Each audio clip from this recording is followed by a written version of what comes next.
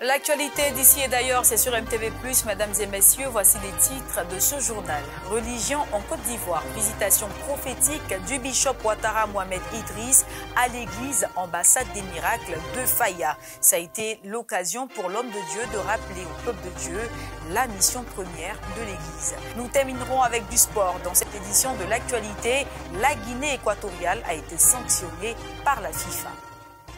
Bonsoir à tous et bienvenue. Nous ouvrons cette édition de l'actualité par la religion. Le mardi 28 mai 2024, Bishop Ouattara Mohamed Idriss, président fondateur de l'église Ambassade des Miracles, a rendu une visite prophétique à la communauté locale de la Riviera Faya. Cette visite qui intervient dans le cadre d'une tournée générale de l'évêque 3 mois avant la grande convention internationale de l'église Ambassade des Miracles a été l'occasion d'évaluer le travail confié au pasteur Joël Dolé il y a un an. Le père de la maison des miracles en a profité pour inviter le peuple de Dieu de cette localité à l'essentiel, à savoir bâtir l'église de Jésus-Christ.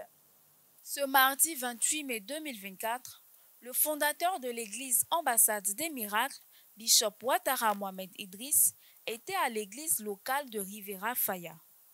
Cette visitation divine est inscrite dans le cadre d'une tournée générale des représentations locales. L'évêque de la délivrance, s'appuyant sur le texte de Matthieu chapitre 16, verset 18, a livré un message qui constitue l'un des grands classiques de l'Église primitive. L'église. Vous remarquerez que je n'ai pas dit bâtir mon église, parce que moi je n'ai pas d'église. L'église que je dirige, c'est l'église de Jésus-Christ. Je n'entends pas Amen. Il me met là comme surveillant, comme gardien, comme berger, comme père. Le père, c'est la source. Mais c'est lui le boss et c'est lui le vrai boss. Le fardeau que j'ai, c'est que chaque chrétien comprenne la nécessité de bâtir l'église. Après cette brève prédication, sur fond de remobilisation de la communauté de Riviera Faya, place au symbole. Le peuple de Faya, sous l'égide de son pasteur, Joël Dolé, honore la vice-présidente de l'ambassade des miracles, révérende Tania Ouattara, un présent au souvenir de son anniversaire et de la fête des mères célébrée récemment. L'évêque Ouattara, visiblement ému par ce geste, offre ce qu'il a de plus précieux, l'onction.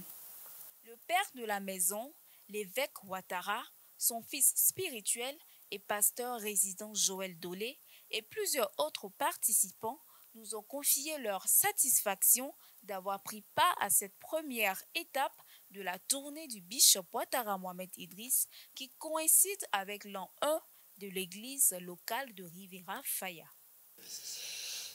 Je suis heureux du travail qui a été abattu ici à l'église Ambassade des Miracles Faya par le couple pastoral Dolé. C'est un très bon travail. Je pense qu'en un an, vous voyez, nous sommes en semaine et il n'y a pas de place dans l'église. Je vois une progression significative et je le leur ai dit, ils vont faire 3 cultes très rapidement pour la gloire de Dieu. Et cela montre que le travail se fait et il se fait bien.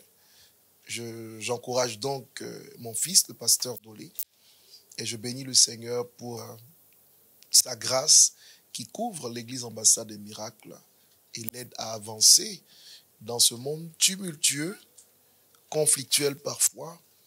L'évangile continue sa percée et nous disons gloire à Dieu. C'est un sentiment de fierté, de joie. Je me sens privilégié. Comme je l'ai dit tout à l'heure à l'hôtel, je suis le fils le plus aimé ce soir-là, à cet instant-là. Et puis, la venue de papa ce soir, c'est l'accomplissement d'un rêve de plus de 10 ans. Donc, ce sont ces sentiments-là qui m'animent. La visite de papa, on l'a réclamé dans le secret, on a prié et le Dieu de notre Père nous a exaucés. Recevoir notre Père ici à Faya, vraiment, la gloire de la seconde maison, ça a commencé maintenant, c'est maintenant qu'on va dire notre Père, au nom de Jésus. Je suis très heureuse, très émue de voir que mon Père est venu parce que, comme je le disais d'entame, avoir un père qui est loin de toi et d'un bon jour te dit qu'il arrive venir te voir, ça ne peut que donner de la joie au cœur. En tant qu'enfant, je suis très heureuse, très heureuse. C'est simplement un sentiment de joie et de fierté. Le Bishop Ouattara est une marque dans cette nation et se présenter comme étant enfant du Bishop Ouattara est pour nous une énorme fierté. Donc, le recevoir ici ce soir, nous on estime que c'est Jésus qui est venu et nos vies ne seront plus jamais les mêmes.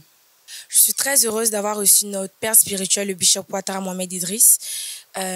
Il m'a béni. En étant aussi servant de l'Éternel, chantre à l'église Ambassade des Miracles de Faya. Ça prouve que la jeunesse peut aussi travailler en Christ et la jeunesse est un pilier pour l'église. Toujours en Côte d'Ivoire, la ministre d'État, ministre de la fonction publique et de la modernisation de l'administration, Anne-Désirée Ouloto, a lancé officiellement le mardi 28 mai 2024 à Abidjan le recensement biométrique de l'administration publique. Cette réforme vise à optimiser la gestion des effectifs de la fonction publique. À travers ce geste, la ministre d'État, ministre de la fonction publique et de la modernisation de l'administration, lance officiellement le recensement biométrique des fonctionnaires et agents de l'État. Ce projet de crédibilisation du processus de gestion des ressources humaines vise à assurer une parfaite maîtrise des effectifs et de la masse salariale dans l'administration publique. Les contrôles de présence ont été réalisés par le SIGFAE en 2016 et en 2019. Et la dernière opération était en 2023. Ce qu'on a pu noter, c'est que ces opérations ont permis de relever un taux d'absentéisme dans nos services publics en régression. On est passé donc de 3,18% en 2019 à environ 1% de taux d'absentéisme en 2023. Cela montre un effort qui est fait au niveau donc de l'encadrement et du resserrement de la discipline. Cette opération s'étend aux 298 000 fonctionnaires et agents de l'État. Le mode opératoire a été présenté. Notre contrôle de présence aujourd'hui, ça va se faire avec un terminal que nous avons. Le terminal va permettre tout simplement aux fonctionnaires de venir de façon physique à poser son doigt sur le terminal. Ces données vont apparaître et ça va dire effectivement qu'il est contrôlé. Le fonctionnaire aura l'élément dans son espace fonctionnaire pour dire que vous avez été contrôlé présent. Et cela tout simplement parce qu'il a eu à poser son empreinte de façon physique qui match ces données avec ceux du système intégré de gestion des fonctionnaires et agents de l'État. Ce concept invite le fonctionnaire au principe d'éthique et de déontologie de la fonction publique en qualité d'agent du service public. Choisir d'abandonner son poste et dans le même temps de faire en sorte de pouvoir bénéficier de son traitement salarial, c'est un mauvais choix. Choisir de couvrir son collaborateur alors qu'on a conscience qu'il ne travaille pas, qu'il ne vient pas. Il triche avec son administration. Il perturbe le bon fonctionnement de son administration. Puisque nous savons désormais que chaque fonctionnaire doit être à un poste. Et quand vous n'êtes pas à un poste, vous créez un problème à la chaîne de fonctionnement de votre administration. Nous ne pouvons pas continuer de choisir cette complicité passive. De 2011 à 2013, il a été procédé au recensement général des fonctionnaires et agents de l'État, à l'issue duquel 3 698 agents en situation litigieuse ont été sortis des effectifs, dont 1848 qui ont vu leur salaire mis sous contrôle aux fins de vérification. C'est près de 100% des femmes qui donnent le sein à leurs enfants au Sénégal. Cependant, les chiffres rapportent que 42% des mères sénégalaises pratiquent l'allaitement maternel exclusif d'enfants âgés de 6 à 12 mois. Les détails dans cet élément. Au Sénégal, un atelier crucial sur la pratique de l'allaitement maternel exclusif s'est tenu à Saint-Louis, au nord du pays. Cet événement a mis en lumière l'importance de l'allaitement maternel exclusif, notamment dans un pays où seulement 42% des femmes pratiquent actuellement cette forme d'alimentation pour leurs nourrissons. L'initiative de cet atelier, soutenue par la Direction régionale de la santé, a attiré l'attention sur la nécessité de promouvoir l'allaitement maternel exclusif, reconnu comme étant essentiel pour la santé et le développement des nourrissons. La pratique de l'allaitement maternel est extrêmement importante pour les enfants. Le lait maternel est un lait complet, c'est un aliment complet qui contient 80% d'eau et tous les micronutriments dont l'enfant a besoin. Donc faire la promotion de l'aliment maternel, c'est faire la promotion de la bonne santé des enfants. Et généralement, c'est autour de 3 temps. En termes de précocité, il faut donner le lait l'heure qui suit la naissance du bébé. En termes également d'exclusivité, il faudrait donner que le lait pendant les 6 premiers mois. Maintenant, à partir de 6 mois, c'est la complémentarité alimentaire avec l'introduction de nouveaux aliments. Le docteur Massamba a exprimé également ses regrets, indiquant que de nombreuses femmes qui pratiquent l'allaitement maternel donnent malheureusement de l'eau aux enfants.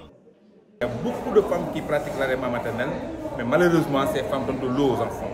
Et cette eau, nous voulons, autant que faire se peut, à défaut de l'arrêter complètement, renforcer un peu la communication afin que les femmes puissent comprendre que l'allaitement maternel est ce qu'il y a de mieux pour les enfants. Je le disais tout à l'heure en termes de précocité, parce que quand vous donnez à votre enfant ce qu'on appelle le colostrum, c'est le premier vaccin de l'enfant. Ça protège l'enfant presque durant toute sa vie. Le Sénégal se situe en deçà de l'Organisation mondiale de la santé, OMS, en matière d'allaitement maternel exclusif durant les 6 premiers mois de l'enfant. Son taux est à 42% alors que l'OMS recommande 50% selon la direction de la santé de la mère et de l'enfant. Du sport, pour refermer ce journal, la Guinée équatoriale a dû déclarer forfait pour ses 2 premiers matchs de qualification de la Coupe du Monde 2026 après qu'une commission de discipline de la Fédération internationale de football association FIFA ait jugé que l'ancien international junior espagnol Emilio Unzué n'était pas éligible pour les 2 matchs. Engagée dans les éliminatoires de la Coupe du Monde de football FIFA 2026, la Guinée équatoriale se voit retirer 6 points en raison de la présence jugée illégale de son attaquant et capitaine Emilio Unzué lors des victoires contre la Namibie et le Libéria disputées les 15 et 20 novembre 2023. La commission de discipline de la FIFA suspend le joueur de 3e division espagnole pour une durée de 6 mois et inflige une amende de 99 millions de francs CFA à la Fédération équato-guinéenne de football. La commission de discipline de la FIFA a établi l'inéligibilité du joueur et par conséquent décidé de déclarer les 2 matchs en question comme perdus par forfait par la Guinée équatoriale sur un score de 3-0. La FEGIFOOT a écopé d'une amende de 150 000 francs suisses. Le joueur Emilio Lopez a écopé d'une interdiction de représenter une quelconque fédération de football pour une durée de 6 mois. Emilio Unzué, 34 ans, a porté les couleurs des équipes jeunes de l'Espagne. Au moment d'arborer le maillot de la Guinée équatoriale, le joueur n'a pas pu fournir tous les documents validant son changement de nationalité sportive. Cela avait débouché en 2013 sur 2 défaites sur tapis vert contre le Cap-Vert lors des éliminatoires de la CAN 2015. Une décision qui n'avait pas eu de grosses conséquences puisque la Guinée équatoriale avait finalement dû organiser le tournoi en urgence suite au désistement du Maroc. Cette fois, la sanction est plus lourde pour la Fédération équato-guinéenne de football et pour le joueur qui a renoncé à sa décision de mettre fin à sa carrière internationale pour des questions de mauvais management de la sélection. Le Zalan continuera à vivre, mais pas tant que le président et ses sbires resteront au pouvoir. Je suis prêt à mourir pour mon pays, je veux me battre pour ce peuple. La sélection est au-dessus de tout et de tout le monde. Vive la Guinée équatoriale. La Fédération équato-guinéenne de football a 10 jours pour faire appel de la décision de la FIFA. En cas de confirmation de la sanction, l'équipe nationale compterait 0 points dans le groupe H des éliminatoires, derrière la Tunisie, la Namibie et le Malawi. Pour les 3e et 4e journées, le Zalan national affrontera la Tunisie le 5 juin, puis le Malawi le 9 juin 2024. Ce journal vous a été préparé par l'ensemble de la rédaction, réalisé par Georges Beniakrou avec Laetitia Boli et Ulrich Lago au cadrage. Très heureuse de vous l'avoir présenté. Je vous souhaite une excellente suite de programme sur MTV+, la télé qui transforme.